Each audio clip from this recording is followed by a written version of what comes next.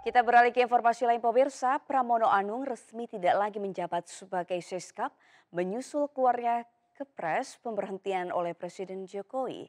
Sementara DPR RI mengesahkan RUU tentang Kementerian Negara dalam rapat paripurna ke-7. Ramai pula rencana pertemuan Prabowo dengan Megawati Soekarnoputri yang hingga kini masih tertunda.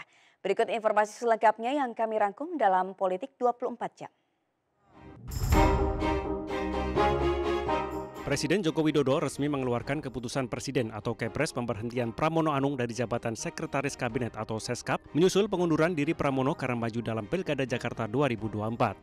Pemberhentian secara terhormat Pramono Anung sebagai Seskap ini terhitung mulai 22 September 2024. Pramono sendiri menanggapi positif Kepres tersebut. Menurut Pramono, dirinya akan lebih leluasa dan memiliki waktu penuh untuk melakukan sosialisasi terkait aktivitasnya saat ini sebagai Cagup Jakarta.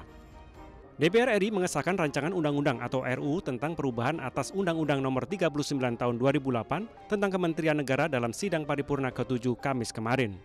Dalam paparannya, Wakil Ketua Badan Legislasi atau Balik DPR Ahmad Baidowi mengatakan penyusunan RUU Kementerian Negara ini bertujuan untuk memudahkan Presiden dalam menyusun Kementerian Negara. Dengan demikian, kata Baidowi, tata kelola pemerintahan yang baik, efektif, dan demokratis dapat tercapai. Sebelumnya, RUU Kementerian Negara menjadi sorotan lantaran tidak lagi membatasi jumlah kementerian. Hal ini disebut-sebut untuk mengakomodasi Presiden terpilih Prabowo Subianto yang menambah jumlah menterinya hingga 44. Alih-alih efektif, jumlah kementerian yang jumbo ini juga dikhawatirkan bakal membebani keuangan negara.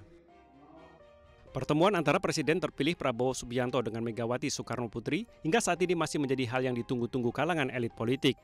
Elit PDI Perjuangan Said Abdullah mengatakan hingga kini pihaknya belum bisa memastikan kapan pertemuan tersebut akan dilakukan. Said juga meminta semua pihak tidak mengait-ngaitkan rencana pertemuan ini sebagai pertemuan transaksional yang identik dengan pembagian kekuasaan atau bagi-bagi kursi menteri. Menurut Said yang juga Ketua Badan Anggaran DPR RI ini, pertemuan tersebut merupakan pertemuan antara dua tokoh bangsa.